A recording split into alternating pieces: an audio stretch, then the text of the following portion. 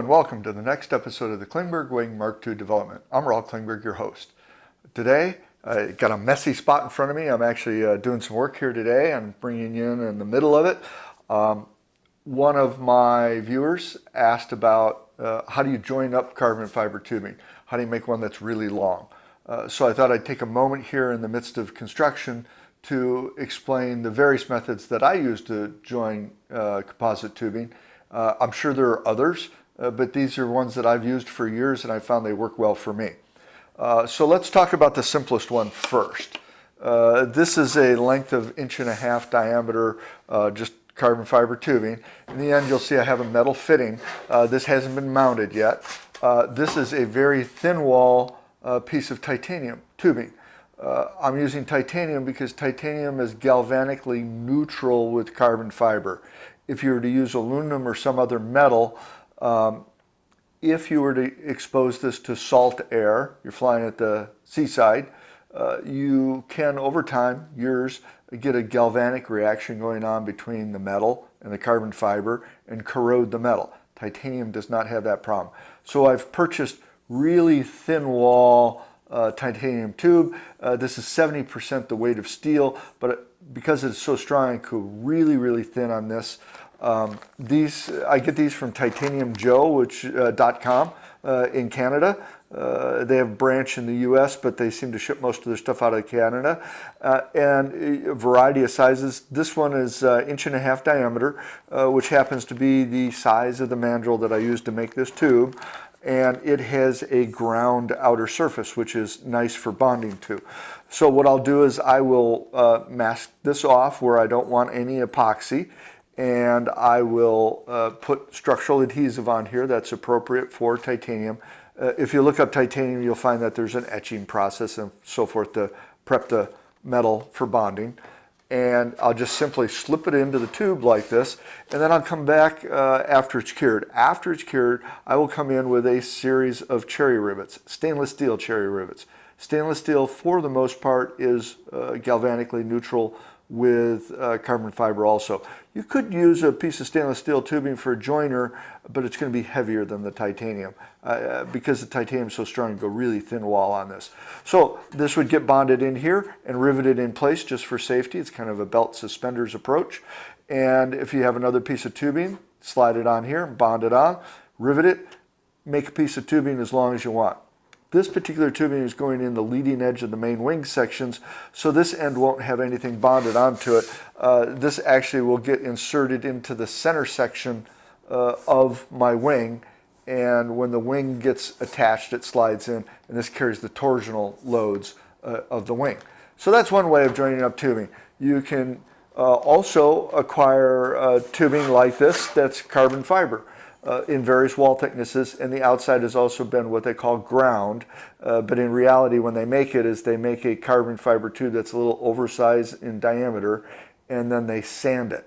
They run it on a lathe, I believe, and they put a sanding belt up against it, and they sand it to a specific dimension. I like to use metal for these types of joints because joints are always a stress riser, no matter how you look at it, and carbon fiber fails catastrophically. And if you're going to have a stress joint, why not put a piece of metal in there? And if you do have a stress riser and you do have a failure issue, you're going to have a soft failure here. It's going to bend first before it fails. It's a matter of personal choice. I think the overall weight is about the same. You're going to need a much thicker wall piece of carbon fiber here just to make absolutely certain that you don't have any catastrophic failure. In other words, safety margin. You want to make sure that you have sufficient safety margin in your joints. So if you have carbon fiber, you're going to want something that's thicker wall here than what the titanium is. So this is a quick, easy way to do it. Join up sections in a straight manner that way. Let me put this one down. Out of the way here. Okay, so here I have the bottom of the pilot's cage that I'm currently in the process of constructing, and there's actually 3 types of joints on the pilot's cage that I want to talk to. I have a basic T-joint here. There's a piece of tubing that spans across here, and it tees into the side rails. This tubing here has been sanded. I wrapped sandpaper around this tube and slide it back and forth to create a curved shape on the end of this tube on both ends so that it butts tight into this tube. So this black stuff here is a structural filler, but when I first assemble, I clamp everything together, and then I just squirt a little bit of CA in like 4 spots all the way around on these joints just to tack glue it together. Then I come back with a structural adhesive to reinforce the joint to make it strong enough to do the next step of the process. And I use 2 different types of structural filler. I have for years used cotton flocks. This is the material here. I'll hold it a little bit closer and you can see it. It is powdered cotton. They literally, I don't know how they make this, I suppose they mill it, but this is cotton cloth that has been turned into a powder. And you mix that with the epoxy resin that you're using for a particular joint. I just started using this material. This is carbon fiber that's been milled to an average length of 3/10 of a millimeter. It's not quite as powdery as the cotton. As you can see here, it tends to lump together. And when I first got it, I thought, well, it's going to be really hard to mix. I got all these lumps, and how am I going to get the lumps out? And I've discovered that the carbon fiber, pulverized or powdered carbon fiber, actually blends with epoxy easier than the cotton. The cotton has more of a tendency to lump once it hits the epoxy. The carbon fiber stuff just soaks up the epoxy, probably due to the sizing that it has on it that makes it compatible with epoxy, and it blends in really nice. On the other hand, the cotton will eventually bulk up and make a really nice putty. You can literally mix it with enough of it with epoxy that you create a very stiff putty. You can roll it in your hands and make beads out of it, square shapes, all kinds of interesting things to help you fill a particular joint. With the carbon fiber, which is what I'm using here, it takes a lot of the carbon fiber to get you something stiff enough to fill in here. It can take a lot of carbon fiber to create a putty that will fill in an area like this. I thought I had an awful lot in the bag here, but I'm probably going to go through this pretty fast. So one of its drawbacks is you have to mix a lot of it in with the epoxy to create a putty that you can form. Another drawback is if you're working black, like these fittings here for the axle, they're carbon fiber already, they're black, and if they were attached to a black tube here and I got a black filler, really hard to tell how much filler I've applied in that joint. It just absorbs light and it's very hard to see any differences. When I use, let me turn this over, maybe you can see inside here. Inside here, you'll see that there's the cotton flocks filler. I hope the lighting can catch that. Let me move around a bit here. Maybe you can see it in here. This is the cotton flocks filler. I'm using it as a structural fillet for the attachments for the vertical members of the pilot's cage. And you can see precisely how much you've applied because there's contrast between this filler and the part that you're mounting on there. So, cotton flocks, one of its advantages. So, 6 of one, half a dozen of the other. The cotton, you can make a nice putty out of it. It's easy to tell how much you've applied. The carbon fiber, much easier to blend with the epoxy, a little harder to tell how much you've applied, a little harder to make a putty out of it. Whether or not the carbon fiber is any stronger than the cotton, I haven't a clue. I've looked a little bit for data, and I haven't found any. Considering that they're fillers, the fiber orientation within the epoxy when they're blended is going to be random. And it is stronger because it is a fiber reinforced epoxy resin, but both of them are going to have a random fiber distribution. Now perhaps on the cotton being powdered, the fiber length is very, very small, whereas the carbon fiber, you know that you specifically have 0.3 of a millimeter average fiber length. Maybe that makes the filler a little bit stronger. Is it enough strength difference, if any, to make a difference? Would you use any less of it? No, I don't think you'd use any less of it. Do you need that extra strength? I don't think so. I use these fillers mostly to provide a shape that I need in order to do the final binding. So 6 of one, half a dozen of the other, try them both out, see how you like them. So in the next portion of this video, I'm going to show you how I finish up these particular types of joints, which is a tube on a tube like this, where it's just sitting on top. It's been tack glued in place. And right now, as you can see, I have, yeah, it's still soft.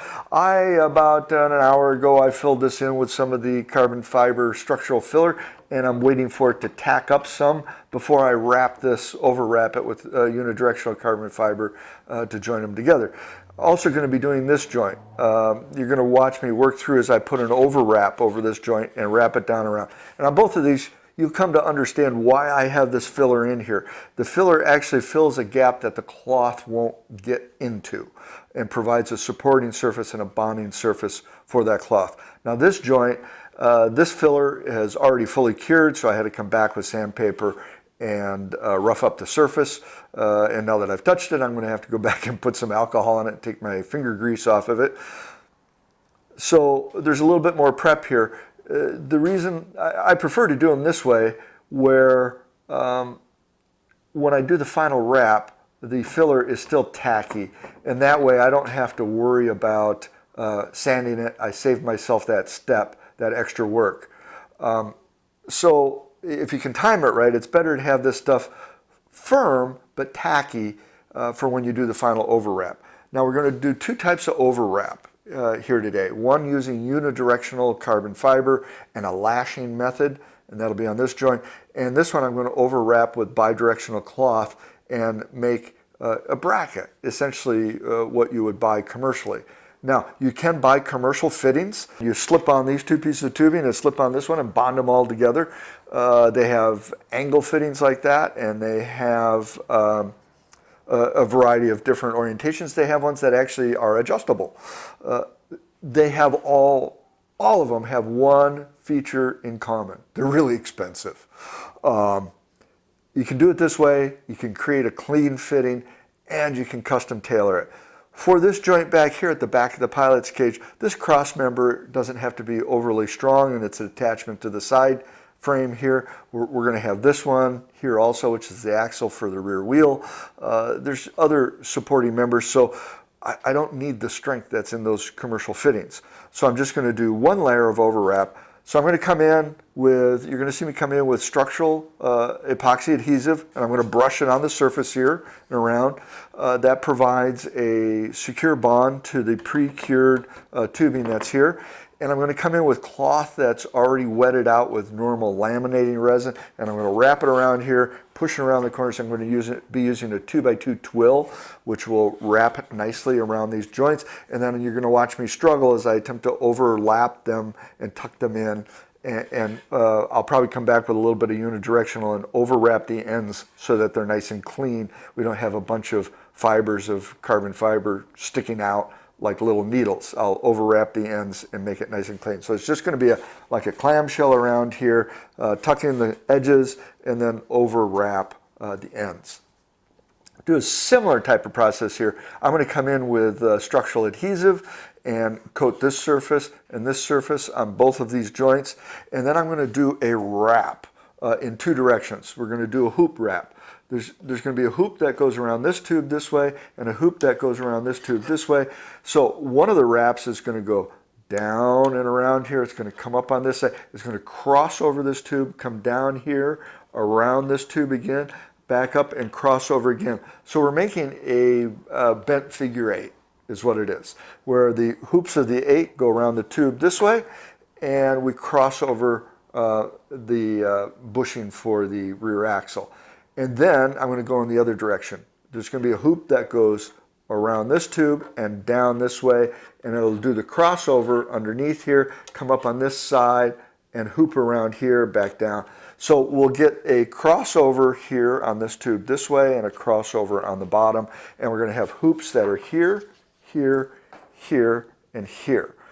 So you have 4 hoops that hold this all in place, and this whole joint, all of this wrapping, will form into one solid piece of carbon fiber that joins this axle bushing to this tube. So it's not that we're just bonding on one point. We're literally building in place a fitting which is custom fit to both of these tubes. Really strong fittings. Now all of these fittings I have used on my original wing, and when that wing crashed at Torrey Pines, it was pretty much destroyed. Everything was shredded. The only thing that was still held together was the pilot's cage that involved all of these lashing methods. This is a type of tubing, and how you're going to see me lash them together here. So I know that these joints are extremely strong. They're probably as strong, if not stronger, than the actual tubing itself. So when we come back here, I'm going to, you'll see me walk through this process. And wait one second, I'm going to flip you over here. I'm going to talk about one other type of joint that I'm not actually going to demonstrate for you today, but I'm going to run a couple of stills to show you how it's done. I'll be right back.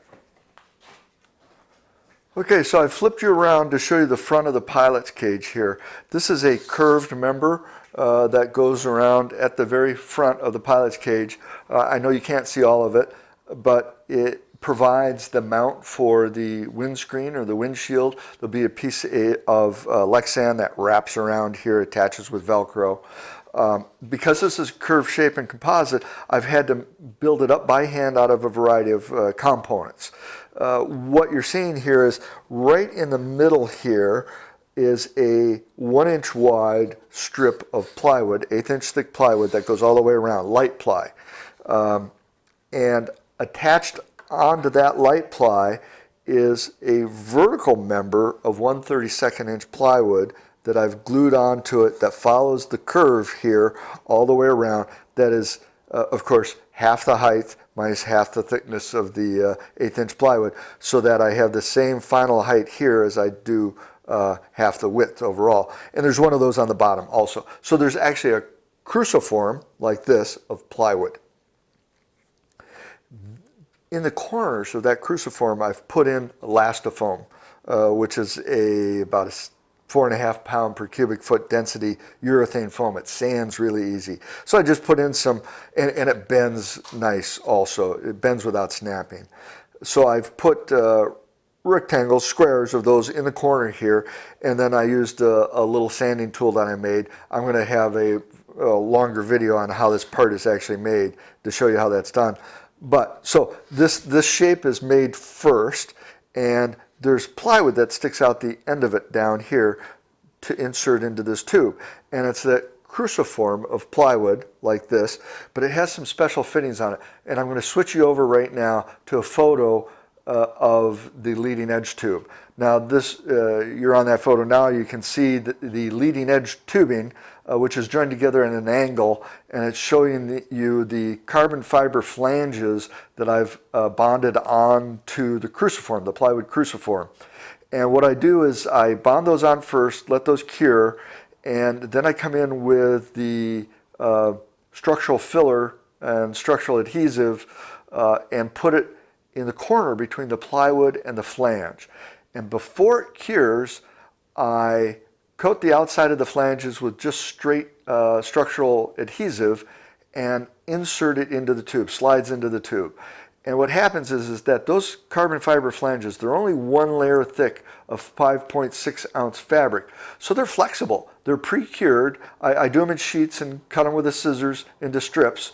And they are stiff but bendable to match the curve of the tube. So you can flex them, slide it into the tube, and then once it's slid in, the structural adhesive cures. So you literally have a curved shape of carbon fiber and structural filler attaching to that plywood cruciform. And I'll bring you back here, and that's what I have inside here.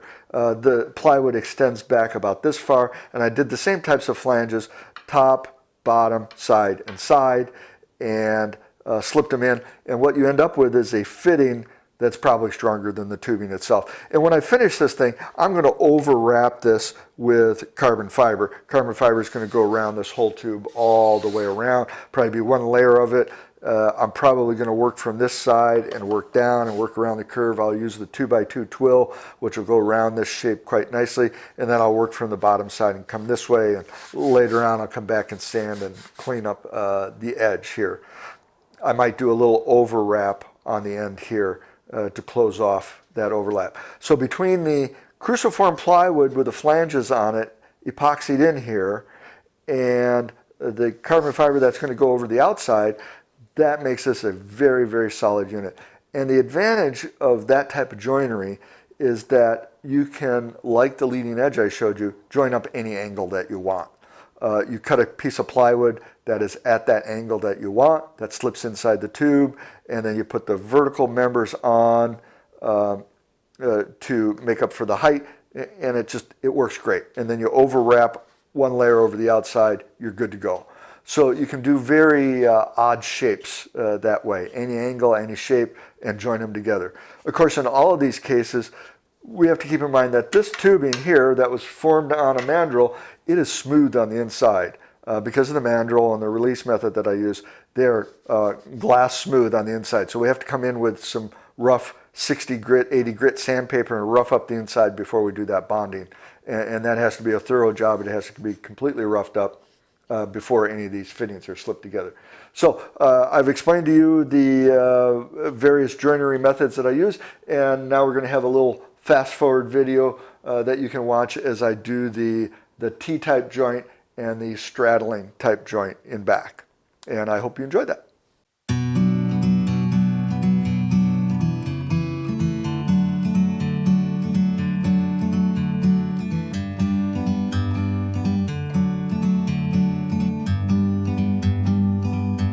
Like a bird on a tree,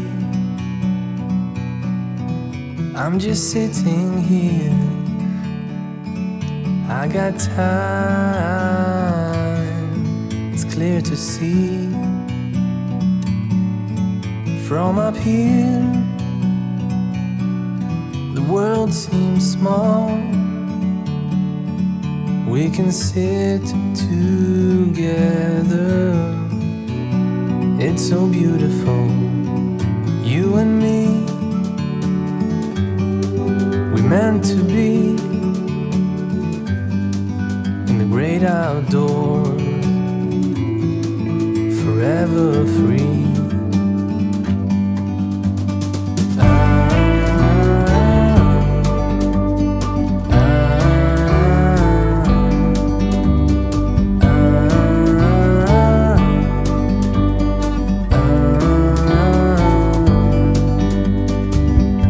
Sometimes you need to go and take a step back to see the truth around you. From a distance you can tell.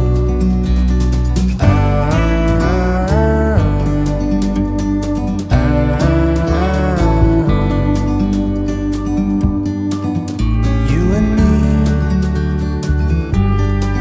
we're meant to be in the great outdoors, forever free. Hello, welcome back. It's the next day here. I've taken all of the wrapping materials off of the joints that we created yesterday. Thought we'd take a look and see how they came out. Let's take a look at the good part first, and that's these joints back here for the axle. The wrap went quite well on these. It's very tight. There's no voids, gaps, no buckles, which is all a good thing. Relatively minimum amount of cloth used on here so that these fittings are quite light. There were two issues with these joints. Joints are very solid, they're very good, usable, but a couple of issues in making them. Number one is I used strips of unidirectional cloth that I cut out of a wider piece. You may have seen me cut those. In the past, I've used just toe. 3K toe, just the yarn itself. When you get the unidirectional fabric, it has some a light amount of adhesive on it that holds the toes together, and that caused wrapping issues here. It was a little bit too stiff to work with. Ends popped up, wouldn't fit in the corners tight. Even when it was wetted out, it was a little too stiff. So I would recommend that if you're making these type of lashing joints, do them as I've done them in the past, and just use the plain carbon fiber toe without any adhesive on it. You could use 3K. If you get a larger joint, use 12K. It works much better than using the strips that I cut. Why did I cut strips out of the fabric that way and didn't use my older method?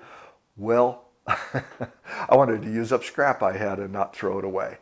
So I made the job a little bit more difficult for myself, and I saved a few pennies. So there we go. The other issue that I had here is underneath here on the bottom of the joint here and here on this other side on the bottom of the bushing tube.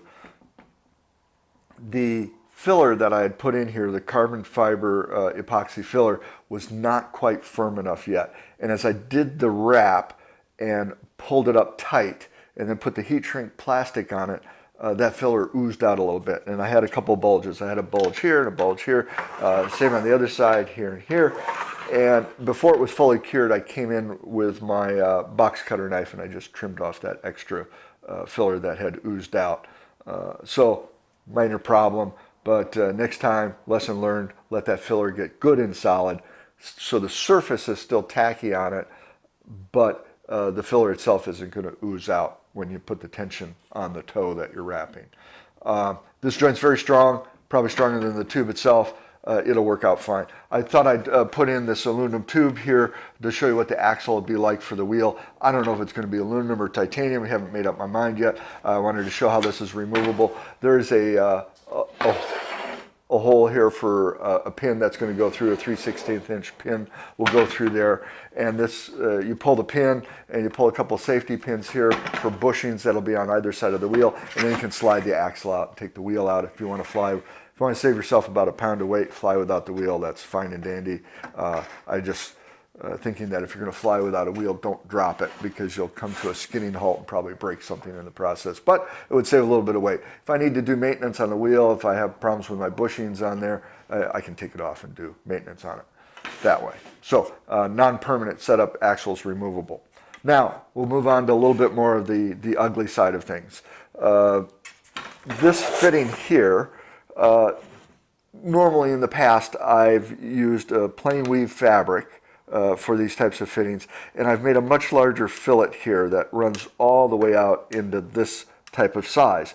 Oh, anywhere from 1/2 to 3/4 of an inch deep. In other words, a lot of filler. And I did that because the plain weave fabric is not as drapable. It doesn't like to go around the curves as much as the 2x2 twill. In the past, I didn't have 2x2 twill available. It's very expensive, a little bit harder to get. I had to work with plain weave. This is just as cost effective as plain weave and readily available, and much more drapable. So I was able to reduce the amount of filler here. As you see, the amount of filler here is relatively minimal, and the 2x2 twill went right around that. That wasn't a problem. Get it tucked down in there, do a little overwrap to hold it in place. That worked out great. So I'm able to save a little bit of weight, maybe, you know, a 1/2 ounce in each joint, and if you have enough of these joints, that's going to add up over time. You may have seen on the spur of the moment, I've used some unidirectional cloth here that I wrapped around, went like this and just wrapped straight around like this. That was to provide a little extra integrity in the joint here, and on the bottom make it a little bit stiffer from this type of twisting that might occur on a landing. That was just a spur of the moment design decision, add a little bit of extra strength there. And it worked out fine. It doesn't add too much weight. I'm sure it adds a lot of strength. The overwrap of the unidirectional on the ends. This is the first time that I've done this, and it does create a cleaner finish on the end. I kind of like it. There weren't too many spots sticking up. Just a light hit with some sandpaper knocked down some rough spots. So that worked out pretty good. That gives a nice clean edge there right on around. That was pretty easy to do. The only problem was that the unidirectional had a tendency to stand up like this. It wouldn't stay stuck down, so I had to overwrap it with something. And you saw I chose to use some heat shrink plastic, and that's where I ran into a few problems.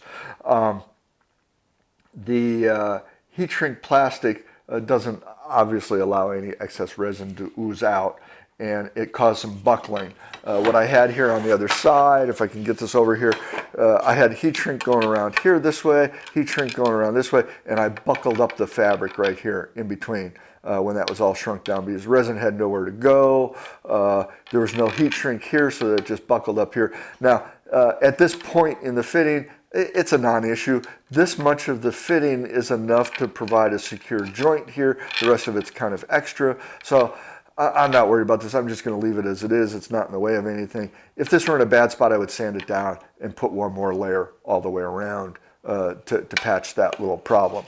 So overall, these joints are very strong. There's no problem with them. They're relatively clean. The fix I would do, the change I would make is I would cut little strips of peel ply, the Teflon coated peel ply, 1/2 inch, 3/4 inch wide, and overwrap this way first. I'd go around this way, starting here, then I'd start here and go around this way, start here and go this way, and then overwrap that with the shrink wrap. That peel ply would allow enough excess resin to ooze out and probably prevent the buckling that I had occur.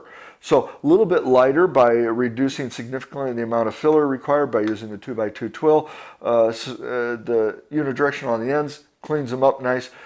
These would be much prettier, nicer, cleaner joints if they were overwrapped with peel ply and then heat shrink. So it's analogous to how I make the tubing on a mandrel. Probably should have just used that same process here. I'm going to be putting a footrest on the front end of this thing, same size tube. When I go do that, I will use the peel ply and the shrink wrap, and I might bring you back and show you that fitting when it's done in a couple of days, and we'll see if it came out any better. But overall, these are usable joints. They're plenty strong enough, and we're good to move forward. So hopefully my little experiments and troubles that I had here are beneficial to you in that you won't have the same problems because you won't use the same process. You'll make improvements on it and it'll go smoother for you. And that's why I do these videos in hopes that they help out somebody that's trying to build something similar. So thanks for coming and watching. I enjoyed doing this for you, and please fly safe, and I'll see you next time. Bye for now.